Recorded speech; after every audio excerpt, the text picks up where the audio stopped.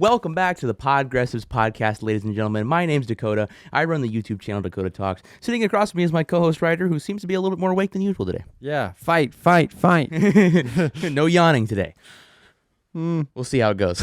might not go more than 10 minutes without yawning. Yeah. So a lot has happened in the last few days since Really? we've uploaded. Yeah, Oh. I know. Never a dull moment in the current America.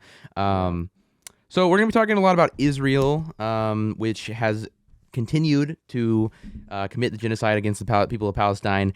Israel bombed Gaza again after, despite the so-called ceasefire, which they violated 1,300 times, by the way. They killed 31 people, including children. We'll show videos and an article about that. And we're also going to be talking about how Israel has officially accepted the quote-unquote Hamas-run health ministry, the Hamas numbers, of 70,000 people dead from the genocide, which we'll also talk about why that is a significant underestimate of how many people have been killed. And it is likely in the hundreds of thousands, at least. We're also going to be talking about Trump's unhinged peace plan for Gaza and his threats against Iran, which could spark another war. Yay. Yeah, we need to go to war with Iran again. War with Iran. Take two, baby. We're doing it again. This time it's personal. Yeah. We're also going to be talking about ICE, which has shot a pregnant woman in the stomach with a 40-millimeter rubber bullet. Federal agents also showed up at a journalist's house in the middle of the night to arrest them for filming a protest that took place in a church in Minnesota. They arrested multiple journalists, and this is Israel tactics.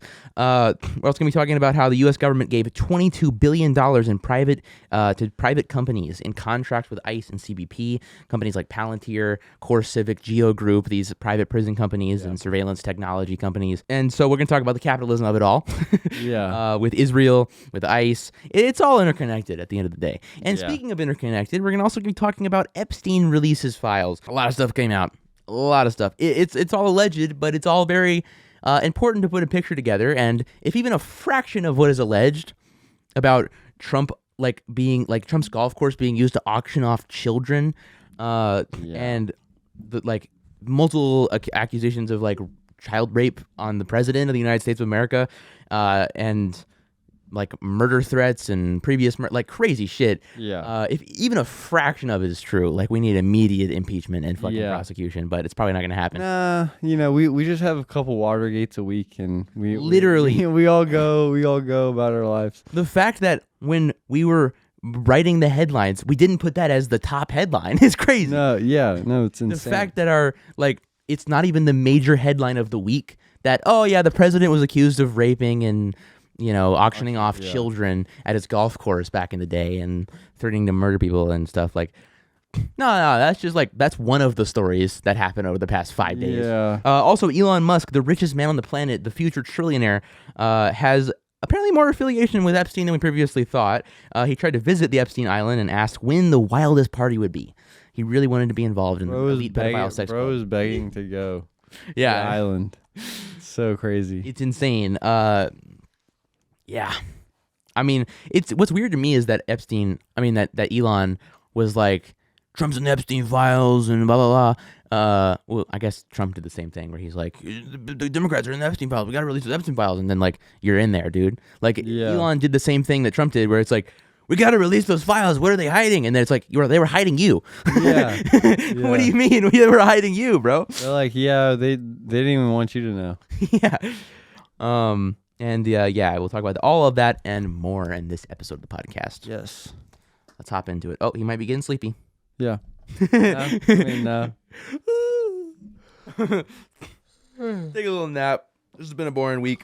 So let's start with Israel. So Israel, as I said, has bombed Gaza again, killing 31 people, including children, despite the ceasefire, which they have again violated over 1,300 times, which is crazy. Yeah, I'm surprised it's not even 100,000 times. It feels like it is 100,000 times. Every day.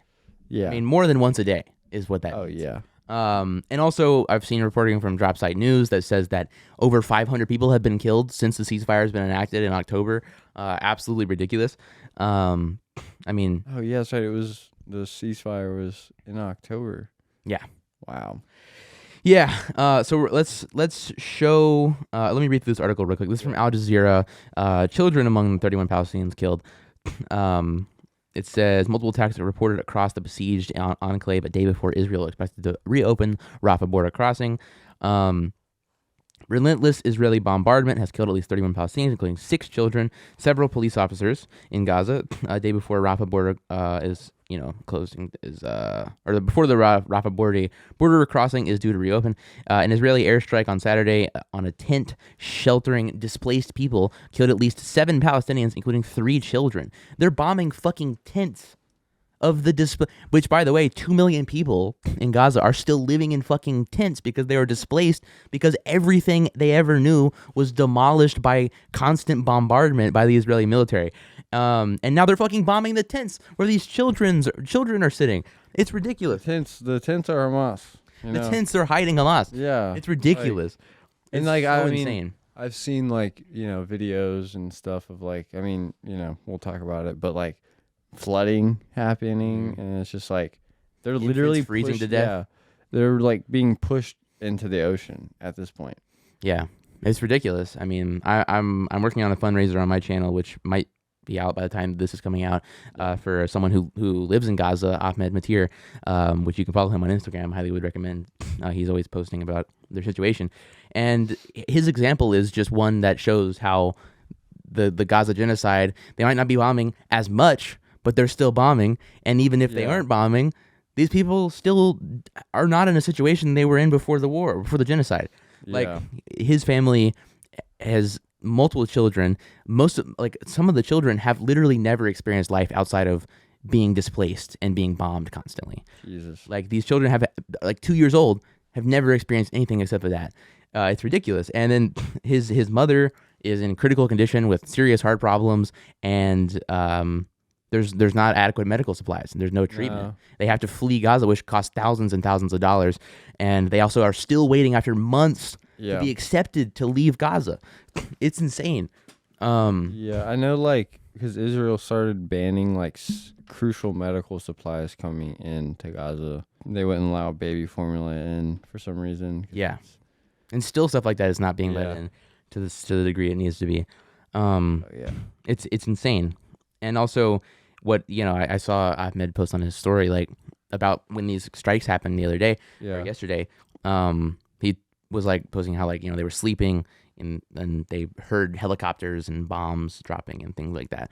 Like, the trauma of that, especially for children, but for everybody, the millions of people that are living in tents that continue to be fucking bombed after years of a bombardment every fucking day and displacement every day. Like, Ahmed's family lived in the north end of Gaza, and it was displaced so many times that they're all the way at the south end of Gaza now, where everyone is, the 2 million people living in tents. Insane. Like, it's just, I can't even imagine like, living in that sort of environment. It's ridiculous and unnecessary.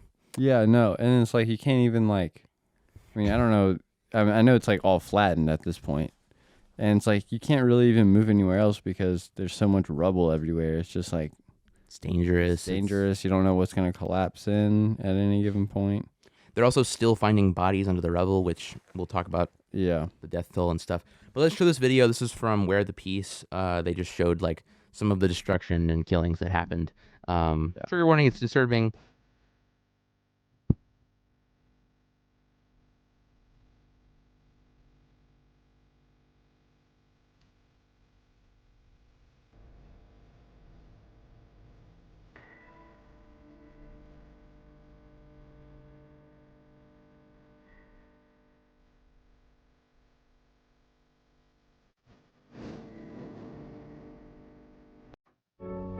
Just kind of shows some of, like, the insanity inflicted upon these people for no apparent reason. Just, we're just gonna bomb them again after, like, 2.5 years and a ceasefire that we've violated every, like, 5 times a day.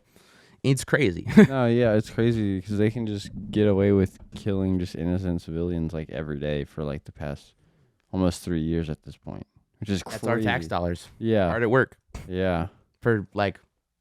And then our government's, like, not going to be like, hey, why'd you do that? Yeah. Maybe you should go, like, the ceasefire that we supposedly enacted which is already a fucking sham in and of itself. But Yeah. even if we follow that ceasefire, you're violating that shit every day. Yeah. more than like 10 times a day at this point. Crazy. But all right, let's talk about how Israel has accepted this number of 70,000 people that they previously said were Hamas numbers. This is Hamas-run health ministry providing us with faulty numbers that inflate the people that we've killed. Well, now the Israeli military is doing a U-turn and saying that these numbers of 70,000 people killed by the Israeli military in the genocide in Gaza, it's actually, they say, broadly accurate.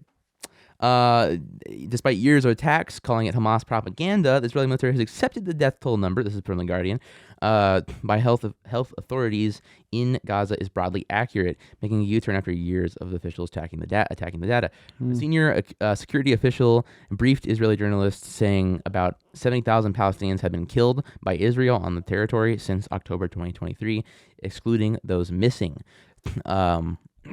It is the first time Israel has publicly estimated the toll from the Gaza war. Previously, the government and military only provided figures from militants Israel claimed to have killed. So Gaza health authorities said the direct toll from Israel's attacks had exceeded 71,660 people, with at least 10,000 presumed buried in the rubble-bombed buildings. So that is just wild. And then this is also, the fact that they are accepting that toll number shows that it is likely significantly higher than that, because they would not be accepting it if it was lower than that, or if it was just that.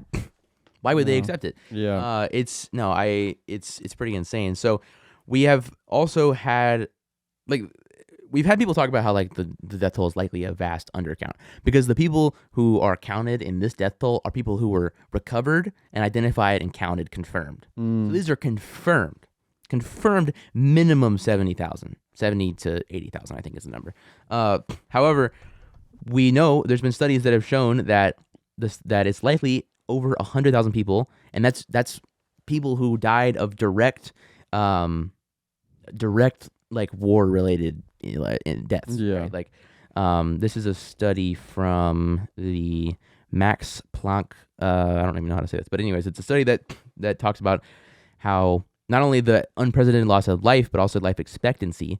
I'll pull this up. Using this modeling approach, the study estimates that 78,318 people were killed in Gaza between October 7th and the end as a direct result of the conflict. In a subsequent analysis conducted after the publication, the authors found that by October 6th, 2025, the number of conflict-related deaths in Gaza had likely surpassed 100,000. And then also, on top of that, again, this is also, it says somewhere down here. Yeah. Our analysis focuses exclusively on direct conflict-related deaths. The indirect effects of war, which are often greater and more long-lasting, are not quantified in our considerations. So that's 100,000 people that have died, according to the study, which is most likely a minimum 100,000 people died from this direct conflict-related deaths. And that's not including all of the effects of people who are sitting in tents, dying from diseases, dying from infants freezing to death, stuff like that. And then we also have this graph, which is the life expectancy at birth in Palestine in the national and regional levels. You can see how it started out at about almost 80 years was life expectancy. 70 to 75 years, it looks like, is where the Gaza Strip's life expectancy was. And now, as of 2024, it was all the way down to what looks like around 35. Jesus. Is the average life expectancy, dropping... I believe it fell 44% in 2023 and 47% in 2024. So almost half. Yeah, it's literally half. Wow. The life expectancy in Gaza has literally halved because of this genocide, and that's as of 2024. Yeah, so we don't even know. It's probably less now. Probably. But just wanted to show those numbers and how it's the genocide in Gaza is not over. It's in this slow phase that's less reported on and less talked about, and it's really disturbing, the situation. Because it's it didn't stop after the ceasefire. I think even when the ceasefire was signed or whatever, it was they were bombing the shit out of them right before. They ramped it up before. Yeah, they ramped it up. Get them all in there. And then now, they're just doing slow. Yeah, they're just we're only going to bomb once a week now. Yeah. If maybe more than that. And we're only going to do a couple, it's just, it's insane. the violations of the ceasefire. There's the flagrant, like, I don't know, just the lack of like humanity. Yeah. It's just mind-boggling. Like, how do human beings just do that? It's insane to me. Yeah, it's just they're just filled with hate Yeah. and supremacy and So all that. dehumanized, Yeah. the people of Gaza Yeah. and people of Palestine. Yeah. Just like, especially among Israeli society, but among American society as well. They're becoming more humanized among American society, but Yeah. not by the people who make the decisions on whether or not to continue bombing them, No. unfortunately. But, I mean, the people in Israeli society, they're just so dehumanized. To Yeah, people in they're Palestine. just like, I mean, I think it was when that poll came out about Israelis supporting the genocide happening. It was like more than half of the population supported it. I'm like, supported, in the words on the poll, ethnic cleansing. yeah. And it's so disturbing. But you want to talk about Trump's peace plan Yeah. for Gaza? This is a map from Al Jazeera that kind of displays the plan, the quote-unquote master plan for Gaza. Trump's son-in-law, Jared Kushner, presented a 4-phase master plan for Gaza showing coastal tourism zones, industrial areas, parks, and residential areas, and also data centers. Yay, you want a data center in Gaza? So fun. That's actually Like, crazy. The thing is like, I don't even think that would work even if they wanted to. Like, I obviously don't support that at all. Yeah. But I don't think that like it would even work in general, because where are you gonna get all that water from? Are you just gonna pump like There's just, the ocean, yeah, the ocean, just like fucking pump the ocean dry? I guess. That would suck. But yeah, so This is so it's kind of insane. crazy. You can see, if you scroll down a little bit, you can see kind of like color code. Yeah, that image right there, where it's like you can see like how they want to split everything up into They want to like make the whole coast coastal tourism. yeah. They want to have industrial complexes. They want to have data centers, advanced manufacturing, parks, agricultural and sports facilities, residential areas sprinkled in there as well. I guess they're like, I guess. But I think the main thing that is like insane to me is just the fact that they're planning where they're going to put data centers and coastal tourism. Yeah, and I feel like, well, I think this is definitely true. Of what they mean by coastal tourism is just they're going to build a bunch like oceanfront property, and then like billionaires Like or hotels and hotels. Yeah, what I would imagine. and then Trump. I think I showed you this last time, but Trump was saying this quote where like, "I'm a real estate person at heart." It's all about location. Yeah, it's all about location. And then he said, "Look at this location on the sea. Look at this beautiful piece of property. What it could be for so many people. You know, like billionaires, millionaires, and businesses, and not like the people who are being killed every day living there." Yeah, it's ridiculous. I mean, we saw him post that video months and months ago, maybe even over a year ago, Yeah. where he posted that video of yeah. Trump Gaza. It was literally satirically AI generated by someone who was against Trump and his plans in Gaza, and they posted it, and Trump was like, "Hell yeah, I'm reposting that." It was an AI video of like Bibi Netanyahu and Trump statue, golden in the middle of Gaza, and like bearded women dancing with Trump on the beach while shirtless Benjamin Netanyahu and Trump were laying out on the Gaza beach. Like, it was just insane. Yeah. But the God. just flagrant, I don't know, it's just so disgusting.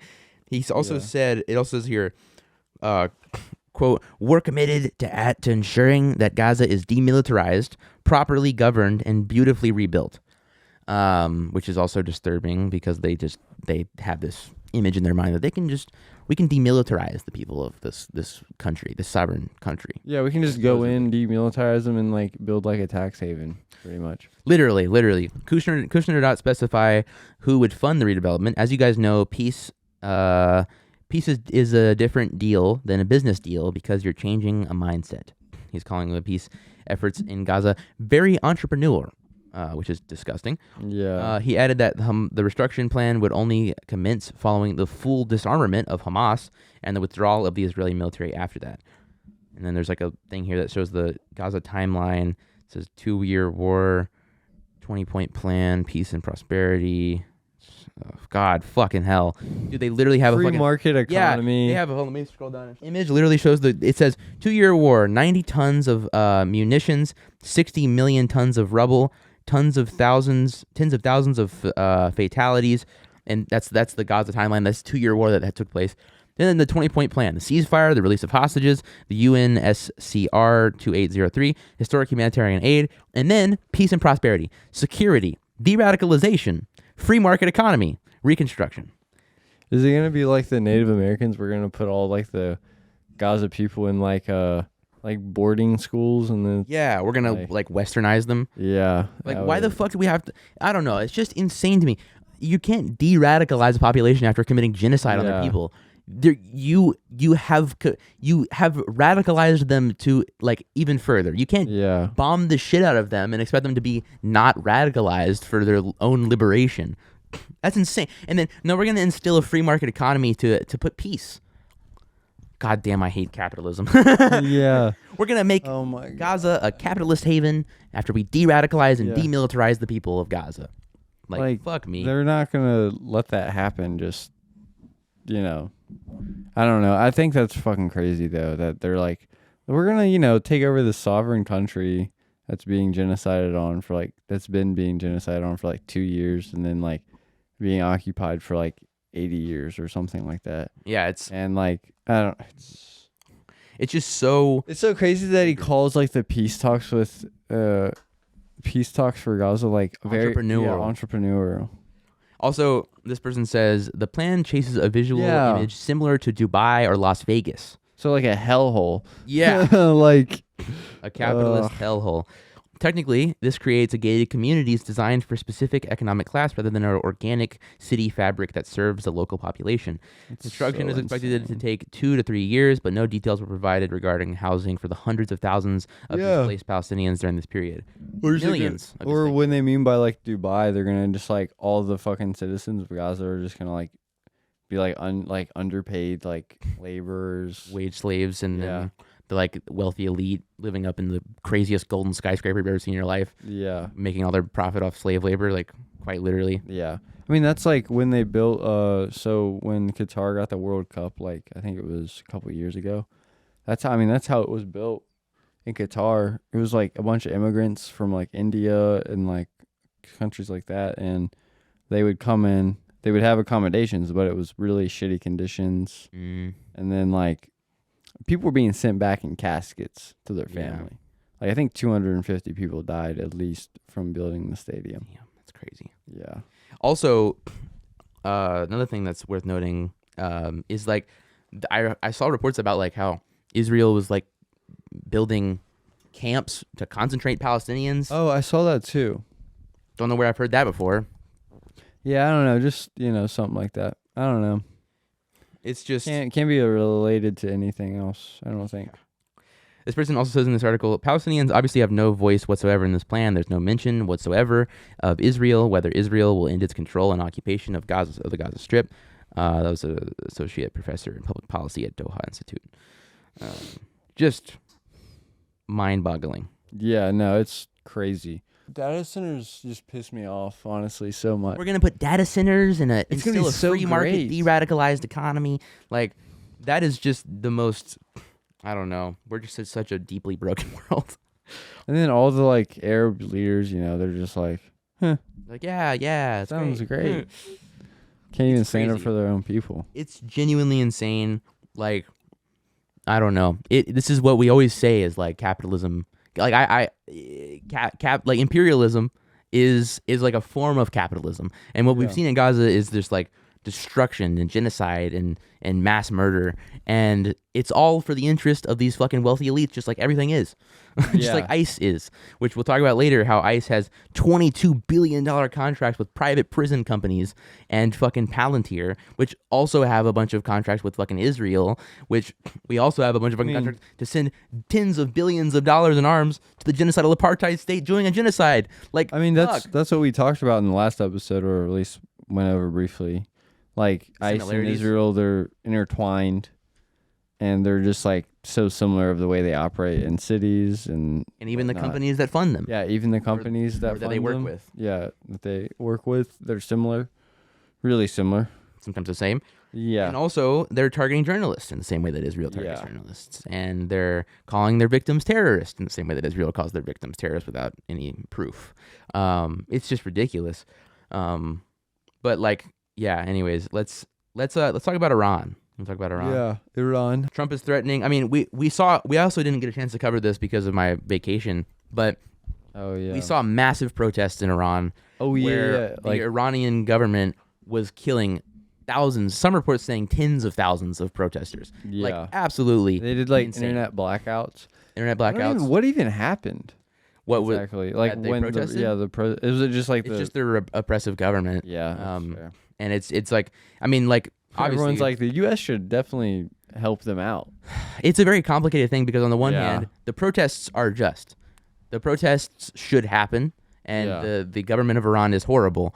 But we know historically that when the U.S. intervenes, we're not instilling democracy. We're instilling U.S. interests. We're instilling capitalist interests. So much democracy. So much democracy. We're going to put so much democracy. Yeah. It's like, Chevron loves democracy. yeah, we love it. I love democracy. I love all the democracy that's underneath your country. Yeah. I So love much all the like democracy reserves. black gold or Yeah. liquid gold Fuck. that's underneath here in the ground. You need So, it. But yeah, Iran. So, Iran's supreme leader warned Sunday that any attack by the United States would spark a regional war. also, it's worth mentioning that we saw so many protests killed, and then Yeah. the protests have largely dwindled at this point. And so it's interesting that Trump's coming in to bomb them. I don't know. Is it about the nuclear stuff? I think so. It's either about that or like I don't even know. It says it remains unclear whether Trump will use force. He's repeatedly said Yeah. Iran wants to negotiate and has brought up Tehran's nuclear program as another issue he wants to see resolved. Yeah, he the oh god, I don't even know how to say the Iran supreme leader's name, but Yeah. he said that that threat after the USS Abraham Lincoln and associated American warships are in the Arab Sea sent by Trump there Mm-hmm. after Tehran's bloody crackdown on nationwide protests. So I would think that like it's definitely like Trump wants the nuclear program probably just shut down, but I mean that's not gonna happen. You need the nukes. Yeah. You need Yeah. the nukes. Yeah. Right. You need the nukes. It's just I don't know. It's just pretty crazy. I hope that like also Americans are probably against interfering with Iran. That's Yeah, what polling has shown. at this point especially. Yeah, which I is mean, like, good. If you think about it, like we invaded Iran in the early 2000s, and that didn't even do anything. It just made another country hate us a lot. Yeah. And then like radical government like taking over that, probably the CIA maybe had something to do with. I don't know. I'm sure. Also, it's worth mentioning that one of the reasons that countries like Iran are so oppressive and have these dictators in office is mostly because, not mostly, but partially, and like I would say pretty consequently, a part of like crippling U.S. sanctions. Yeah, and, yeah, and that's another thing. imperialism and stuff like that. Oh, Where no. where we put them in these economically dire situations. We put them in these economically dire situations from like sanctions and bombings and Yeah. threats and stuff like that. Where we essentially like starve them and fucking like economically destroy them, and then it makes dictators and oppressive governments like almost inevitable at that certain point. No, yeah. Not to defend the Iranian You're defending government. it. I'm not a pro Iran. I don't think the Iran government's great by any Yeah. means. I'm not like defending the Iranian government. I'm just saying like I think it's important to analyze why Yeah. these Oh sorts no. of Yeah, countries definitely for sure. get to that place. It's like this. It's like a similar thing where it's like Hamas. We have to kill Hamas. It's like why is Hamas there? It's because of Yeah. decades of occupation and ethnic cleansing, No. where it inevitably became more and more radicalized to be militant in resistance to an occupation and genocide. It's like, Netanyahu definitely didn't fund Hamas. also that, also that.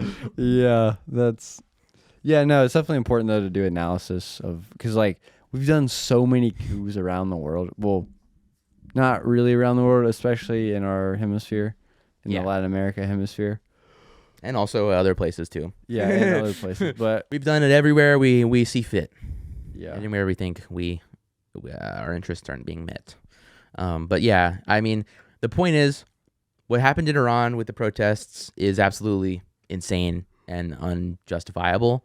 And yeah, I hope that the people of Iran protest and fix their oppressive government for sure. yeah. However, we don't need U.S. intervention No, in Iran.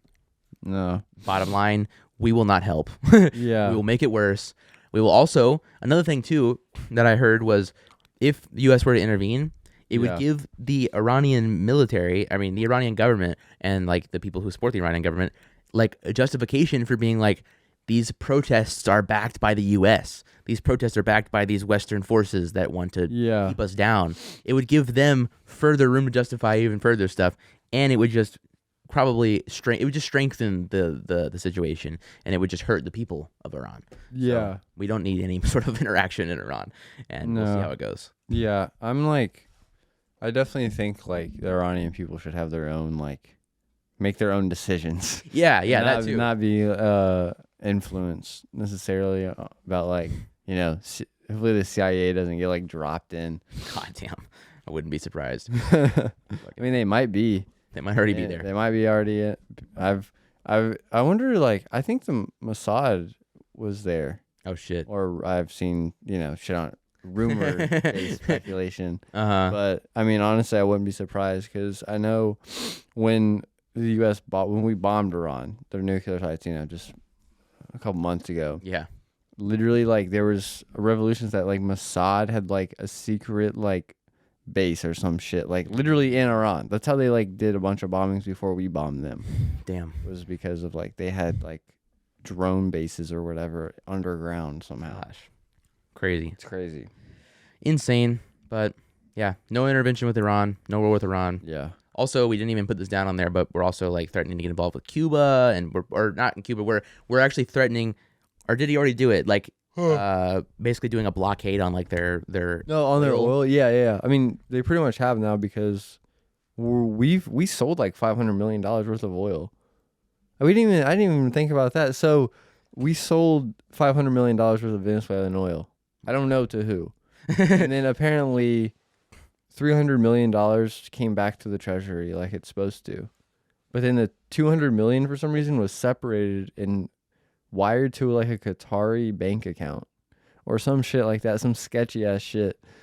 I saw Marco Rubio getting questioned about that, and he's like, yeah, it's just a temporary account. He puts coke in his he's gums. It's a temporary account. I'm really whoa. Yeah. That's crazy. God. That's actually crazy. Yeah.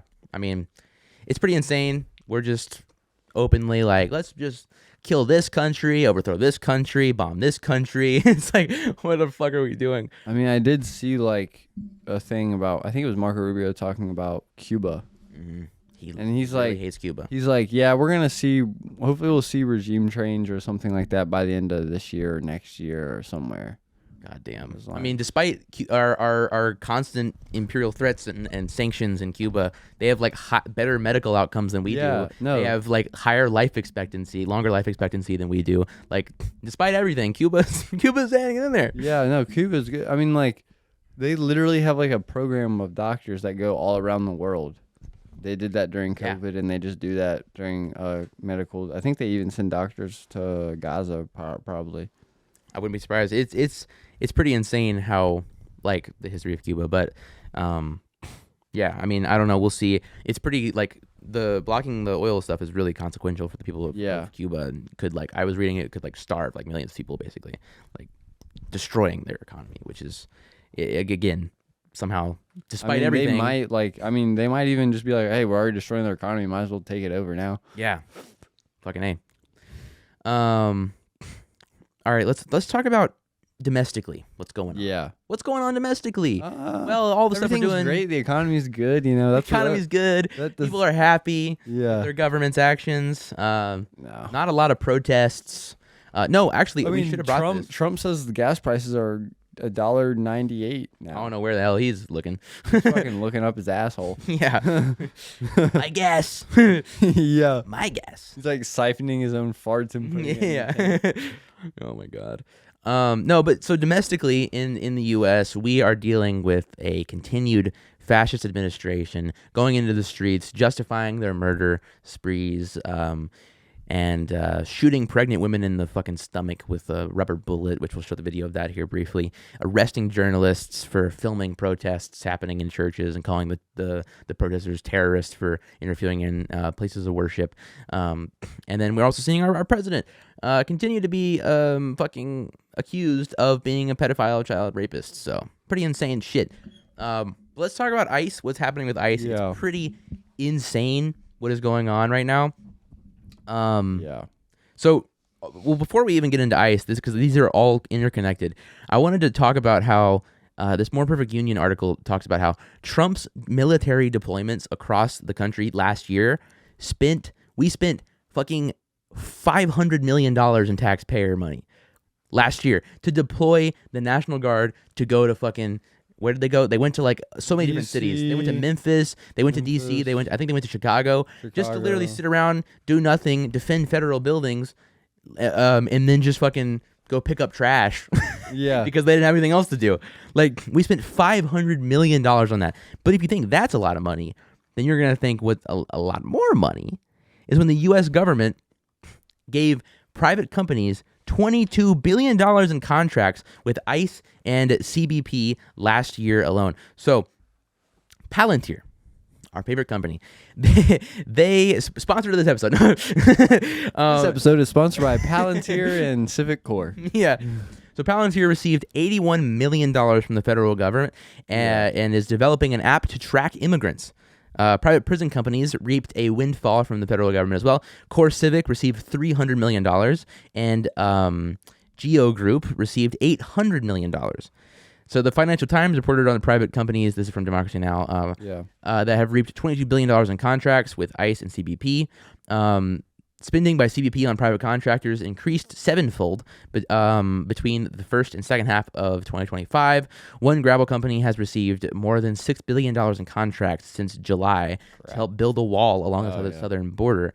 The firm, Fisher Sand and Gravel, is headed by a Trump ally and Republican donor. Of course it is. Private prison companies have also received major contracts. $800 million has gone to Geo Group and almost $300 million to Core Civic. Yeah. The data intelligence firm at Palantir has received more than $81 million in ICE contracts since last year. This is just insane government spending. No, it is. To house people who are undocumented immigrants and immigrants documented alike because they have a paperwork problem.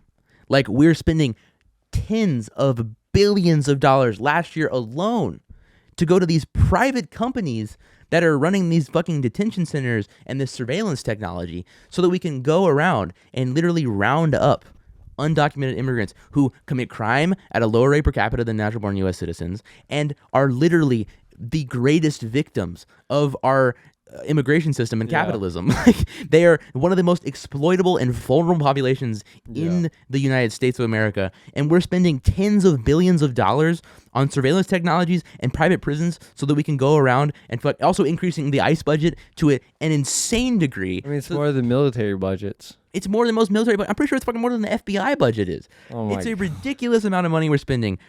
Your taxpayer dollars are going to fucking fund this shit, to kidnap your neighbors and send them to these private prison companies so they can fucking make billions in profit from it. It's so fucking ridiculous. Yeah.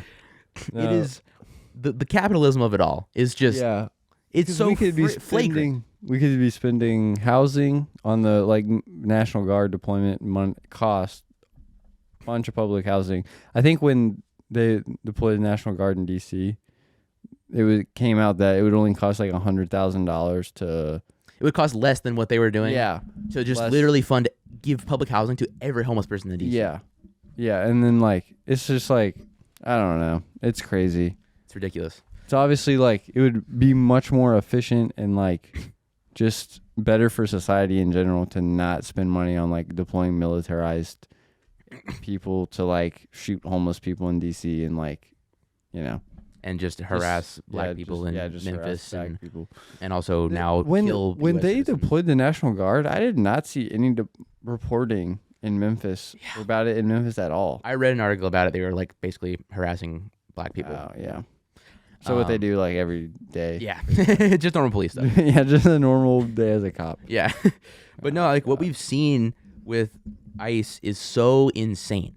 People are waking up to the idea that ICE is just rogue agency. They're going around masked with fucking guns and untrained, and they're going around. They're kidnapping people who have no criminal record. The majority of people who that ICE has detained and deported have no criminal record. The people who they have deported who are criminals, that were already in prison because they were already fucking charged with crimes. And the people, the Lake and Riley Act that was passed, which Democrats fucking signed on to, by the way, was literally a bill that says, you know, that due process thing, that doesn't apply to immigrants, because if they're charged with, or not charged, if they're just accused of a crime, then that's justification for detaining and deporting them, and we'll just say that they're a fucking violent criminal. Or they've literally been like deporting people who have been in prison charged and facing charges, or not facing charges, but like prosecuted for charges that they've already committed, and being like, look at all these immigrants that we're detaining. They were already fucking facing their Yeah, fucking they were already fines. in jail. They were already there. And like, They were already prosecuted.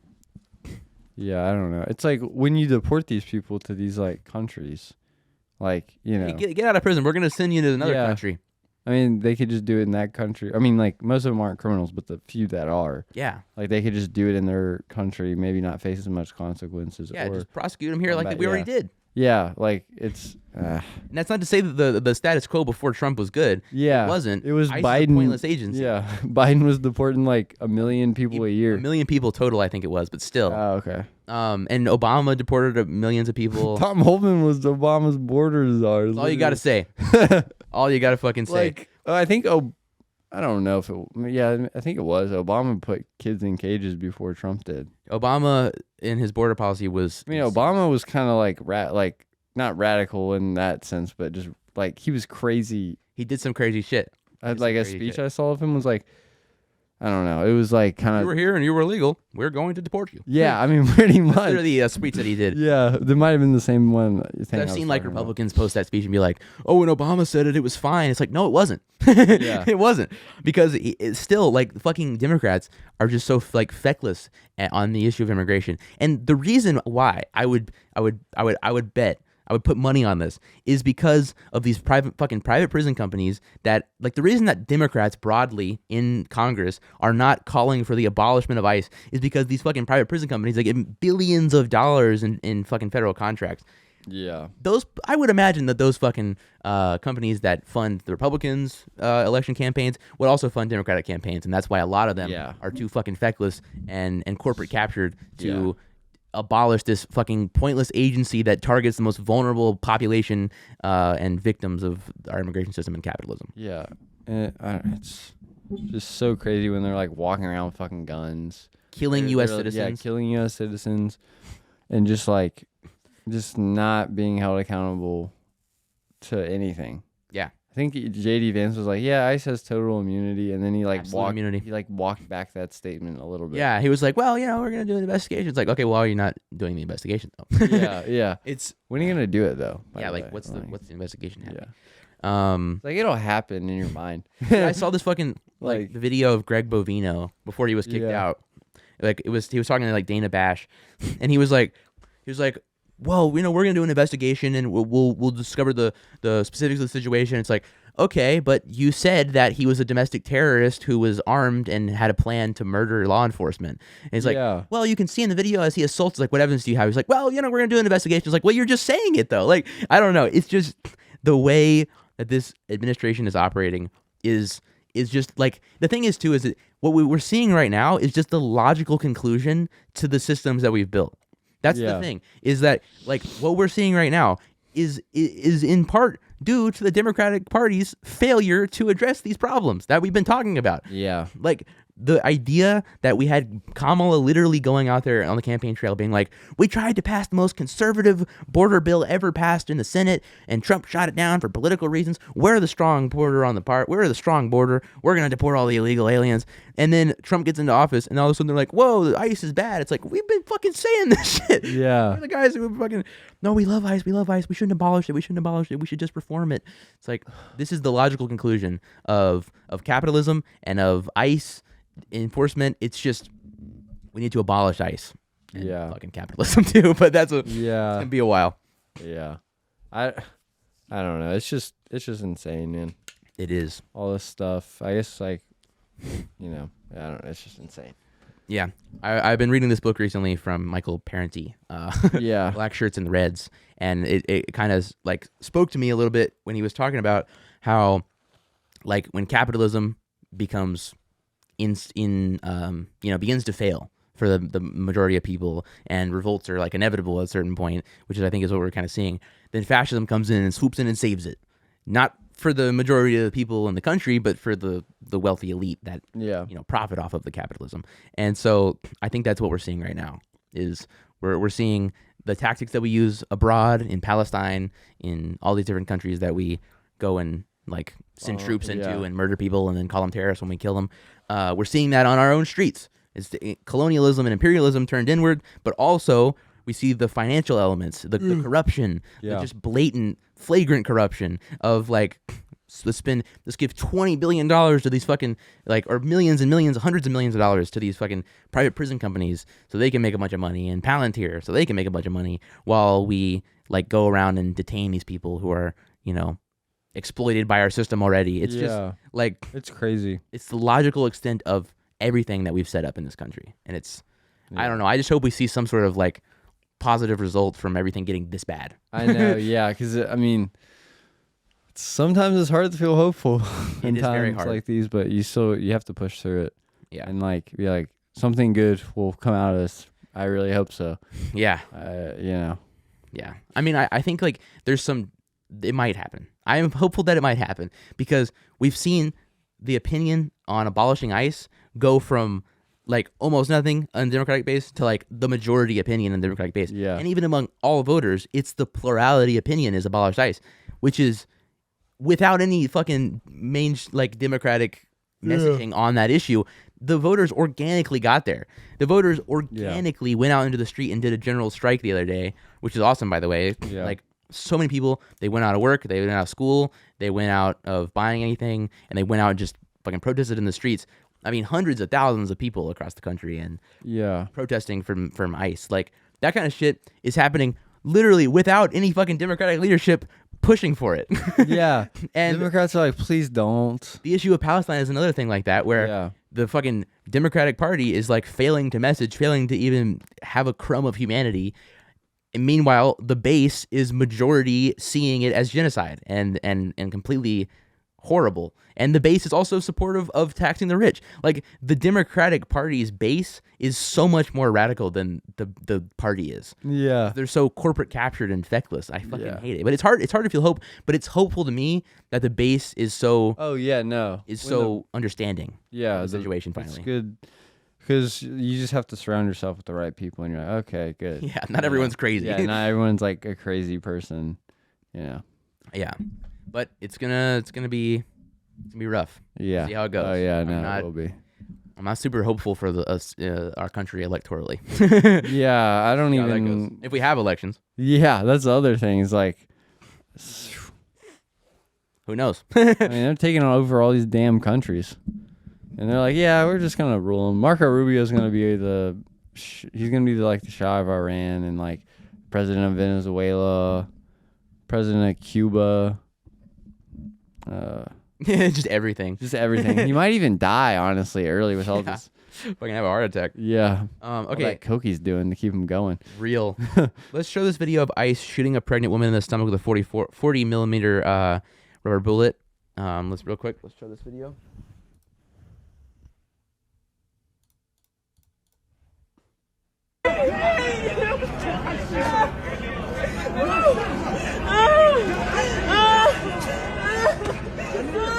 Saw it shot right there. She got shot in the stomach, everybody, and she's pregnant. And she's pregnant. She's losing her baby. It's sour. Okay. Lay your head back. We're gonna wash it, okay? We're gonna wash it with distilled water behind her. Head back.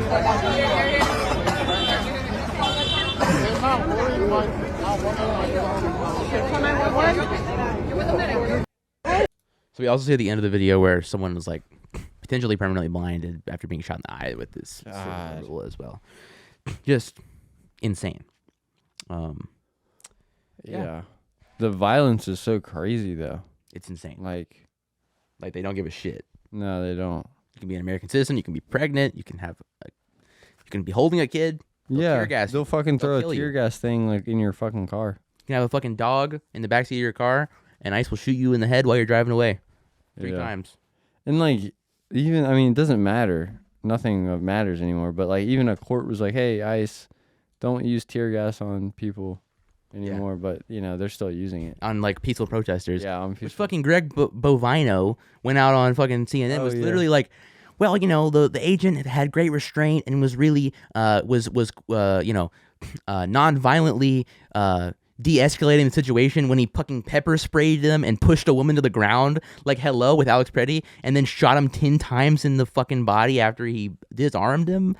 Like, ridiculous. What will, like, I don't know. I'm just wondering, like, what will it take for these people to be like, yeah, maybe they went a little too far? Like, I don't know. Are they going to have to, like... I don't know if there is a yeah, I don't know.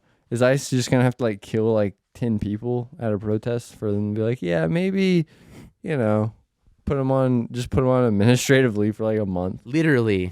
Fucking, the people who killed Alex Preddy were put on fucking, like, paid leave. Yeah. Vacation.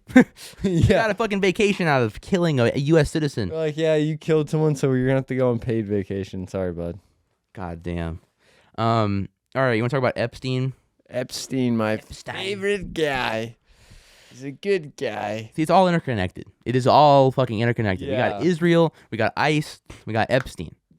Israel and Epstein, very much so connected. Israel and ICE, very much so connected. It's all connected under the umbrella of capitalism. Yeah, no, it really is, though. It really always comes fucking back to that. So let's read through some of the new Epstein releases. These are really fucking disturbing, so massive trigger warning here for, like, child rape and, like, insane shit.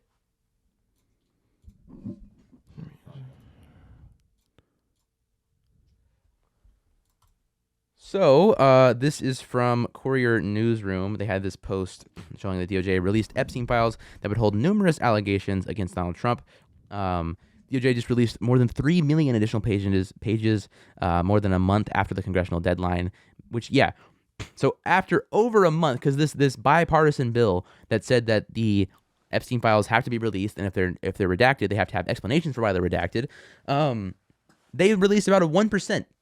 And then waited over more than a month to release these files after bombing Venezuela, after sending ICE thugs to go murder U.S. citizens.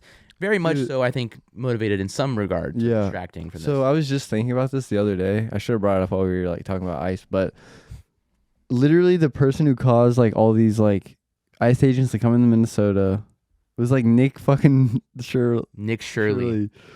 I was thinking about that the other day. I was like, holy shit, this guy is like, he has blood on his hands. He does. Like, a lot. He really does. It's so He made fucking crazy. One of the stupidest videos I've ever seen in my life, where he just goes to fucking daycares and goes, "Hey, I want to see me and my 9 friends with cameras want to see the children in the daycare center. Why do you have these windows blacked out? Maybe so fucking pedophiles don't look in there. But also, we want to see the cameras. We want to film the kids." Yeah. And it's like, no, go away. Or a lot of the places he went to were fucking closed. Yeah. And then it's like, okay, so I was like, and then they're like, let's send in the masked goons, tens of thousands of masked goons to go kill people in the streets of this country because of this fucking, after this population, that's 90% U.S. citizens. Yeah. Crazy shit. He's like, but I don't think he could be tried.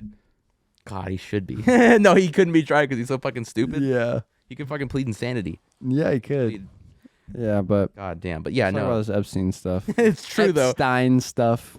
So this is the first one I wanted to read out.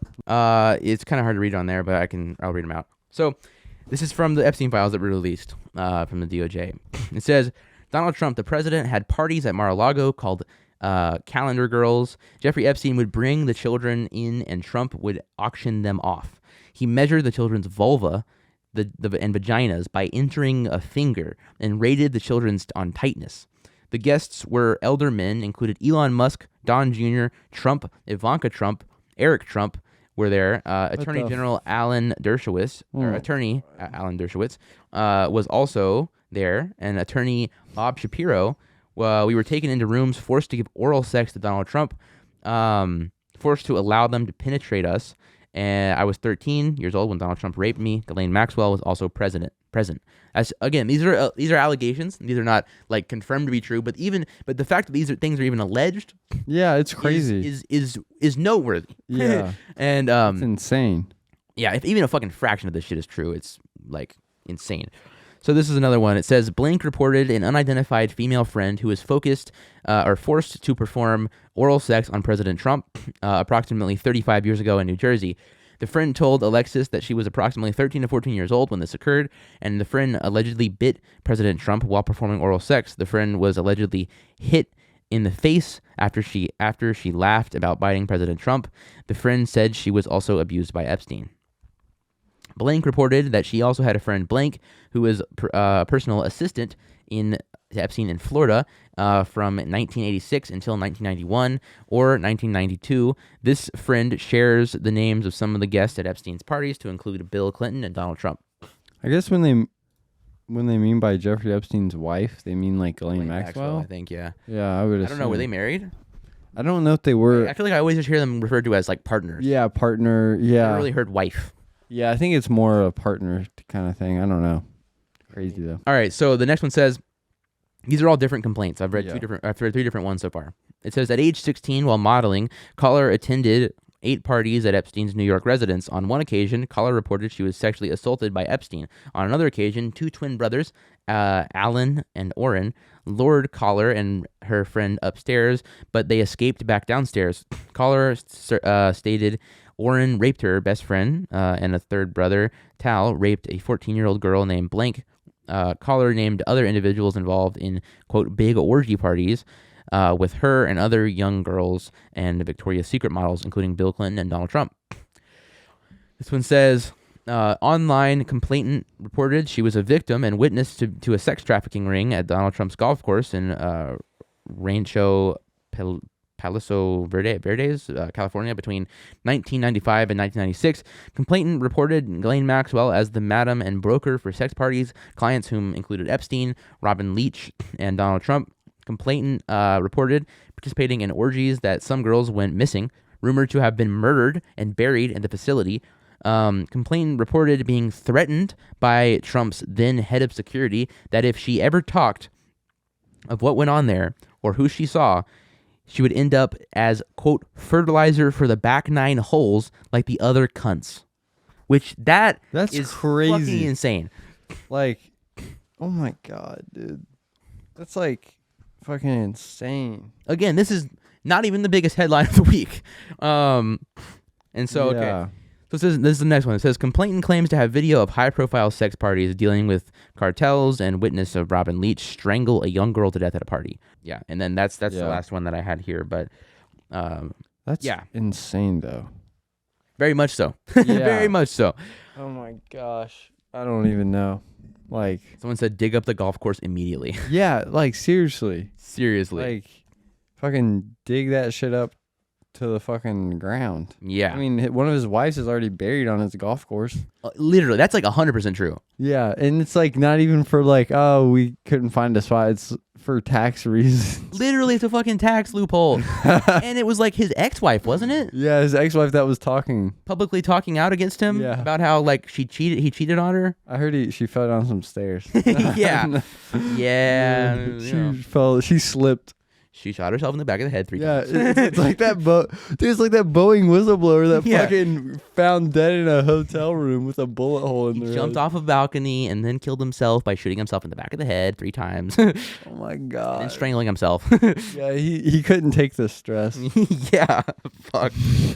Oh my god. It's genuinely He insane. couldn't take the stress of doing the right thing. Yeah. God damn. It got to his head. Yeah. Apparently. Anyways. Shit. So more about the Epstein stuff is that Elon Musk had apparently more extensive ties to Epstein than we originally thought. Elon Musk was like, please. Please let me hang out in your elite pedophile sex ring. Yeah. Please, I want to be there too. So yeah, newly released files from the DOJ show the pair making plans. That's Epstein and Elon for the Tesla CEO to visit Epstein's island. So, Elon Musk had more extensive and friendly communications with the financier of the sex offender than previously publicly known. According to documents released on Friday by the Department of Justice, they basically showed them like corresponding through email and messages. And so the documents include Musk and Epstein emailing both in 2012 and 2013 when determine when Musk should make the trip to Little St. James. Neither exchanges appear to have resulted in Musk visiting the island due to logistical issues. Yeah. So he says, we'll be in BVI St. Bart's area over the holidays. Is there a good time to visit? Musk states on December 13th, 2013. Any day, 1st through 8th, play it by ear if you want. Always space for you, Epstein replies. Musk then sends several emails relaying his schedule. The two settle on January 2nd, or on 2 January as a date for the visit. The email exchange ends with Epstein telling Musk that he would need to remain in New York and send his regrets that they could not meet. Bad news. Unfortunately, my schedule will keep me in New York. I was really looking forward to finally spending some time together, and just as fun an agenda. I'm very disappointed. Hopefully, we will schedule another time in another time in the near future. Epstein wrote. In November 2012, Epstein sent Musk an email saying, "How many people will you?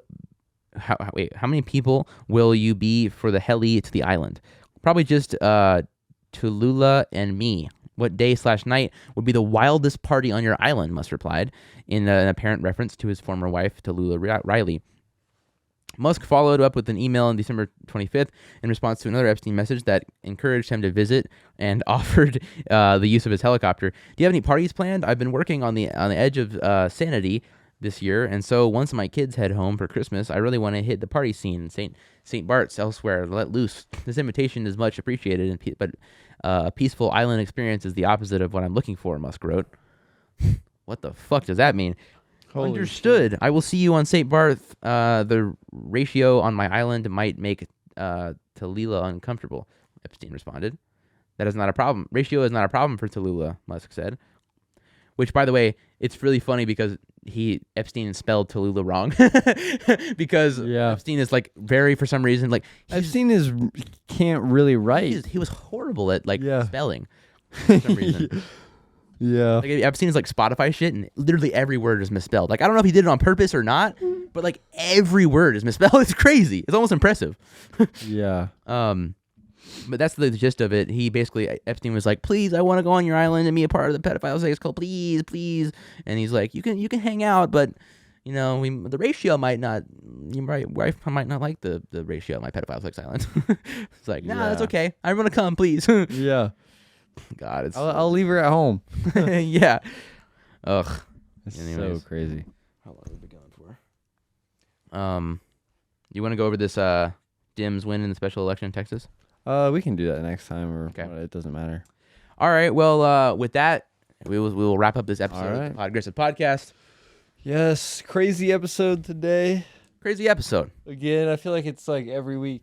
Yeah, we got continued genocide. Yeah. We got fascism exploding, and the fascist death squad murdering people and shooting pregnant women, and we got the fucking president and the elite in our country fucking being exposed even further pedophilic antics in the dark ages. Yeah. Very insane. Yeah.